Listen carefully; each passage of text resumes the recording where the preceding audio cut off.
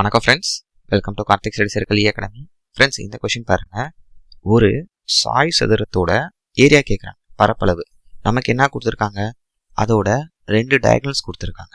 Okay, so இந்த மாதிரி diagonals கொடுத்துட்டு பரப்பளவு கேட்டால் ராம்பஸ் பொறுத்த வரைக்கும், சாய் சதுரத்தை பொறுத்த வரைக்கும் என்ன formula? So area equal to ½ into d1 into d2. Okay, இது கிளியராக தெரிஞ்சுக்கோங்க. இப்போ இதில் சப்ஸ்டியூட் பண்ணிங்கன்னா ஆன்சர் வந்துடும். அப்போ இங்கே d1ங்கிறது ஃபஸ்ட்டு டயக்னல், அது எவ்வளோ 6, d2ங்கிறது செகண்ட் டயக்னல். ஓகே, ஸோ அது எவ்வளோ கொடுத்துருக்காங்க 10.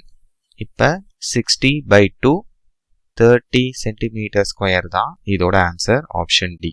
ஃப்ரெண்ட்ஸ், இங்கே பாருங்கள், இப்போ நீங்கள் இப்படி கம்பேர் பண்ணி படிச்சுக்கோங்க. இதுவே ஸ்கொயரை பொறுத்த வரைக்கும், ஸ்கொயரில் எல்லா பக்கமும் equal, all sides are equal. ஸ்கொயருக்கும் 2 டயக்னல் இருக்கும், கரெக்டுங்களா? இதுதான் சதுரம், ஸ்கொயர்.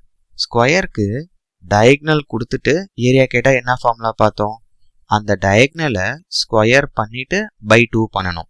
ஓகே, இதே பார்த்தீங்கன்னா ராம்பஸ், சாய் சதுரம், இந்த ஸ்கொயர் சாஞ்சு இருக்கும், இப்படி வச்சுக்கோங்களேன். ஓகே, அதனால தான் இங்கே 2 டயக்னல் தான், பட் அந்த 2 டயக்னல் நாட் ஈக்குவல். ஸோ அதனால தான் ஃபார்முலா இப்போ எப்படி மாறிடுச்சு, d1 இன்டூ d2 தான். ஓகே, இங்கே பாருங்கள், ஒரே டயக்னல்னால அதை அப்படியே ஸ்கொயர் பண்ணிக்கிறோம். ஓகே, ஃபார் எக்ஸாம்பிள் 6 கொடுத்துருந்தா 6 ஸ்கொயரு. இங்கே பாருங்கள், 2 டயக்னல் இருக்குது, ரெண்டும் வெவ்வேறு லென்த்தில் இருக்குது. ஓகே, அதனால தான் d1 இன்டூ d2 பை 2 பண்ணுறோம்.